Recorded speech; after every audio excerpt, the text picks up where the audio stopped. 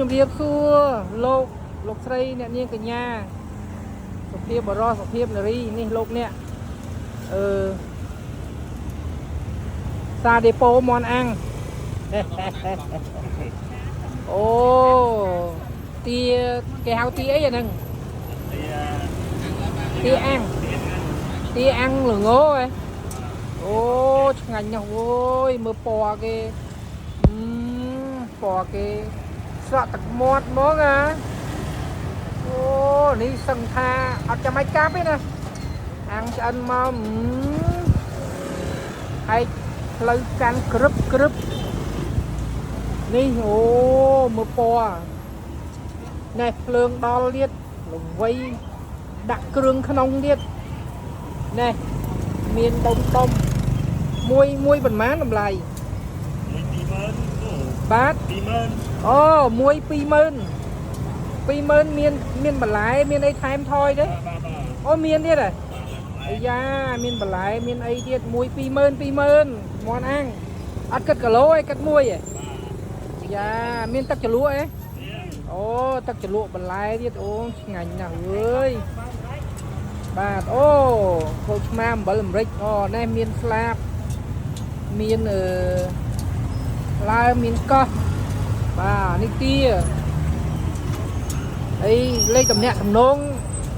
យ៉ាងណាដែរនៅខាងណាមើលហៅលេខតិចមើល097ទៀត70អីចង់ភ្លេច097 70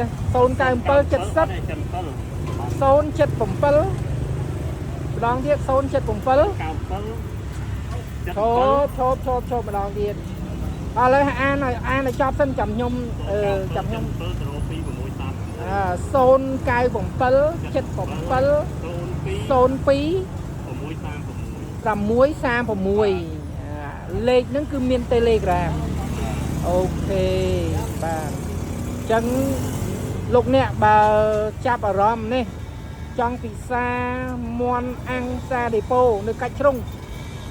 បាទនេះកាច់ជ្រុងសូមអញ្ជើញបាទសូមអញ្ជើញពោះពីស្តុបមកនេះខាងឆ្វេងដៃយើងបត់ក្រឹបកាច់ជ្រុងតែម្ដងកាច់ជ្រុងនឹងផ្លូវ215 156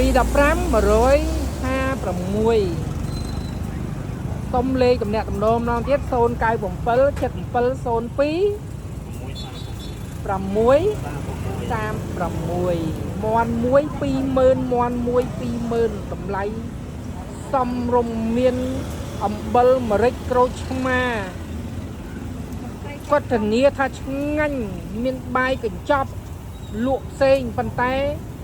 អង្គល្អបាយឆ្ងាញ់តម្លៃសមរម្យបាទ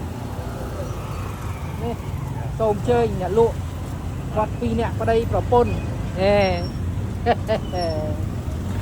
នៅមន់ទៀតនៅទាច្រឡំងុយហ្មងនេះខ្ញុំអ្នកថតនេះងុយឥឡូវអូននេះកុំថតមុខគាត់តែគាត់កំពុងចាំមន់គាត់កំពុងចាំគាត់តែឃើញអាំងទៅកុំកាប់ហែកហ្មងអត់មើលពីចម្ងាយបន្តិចឲ្យឃើញអាទាគាត់បាទនេះអាទាគាត់ប្រទេសគាត់បាទអរគុណជម្រាបលា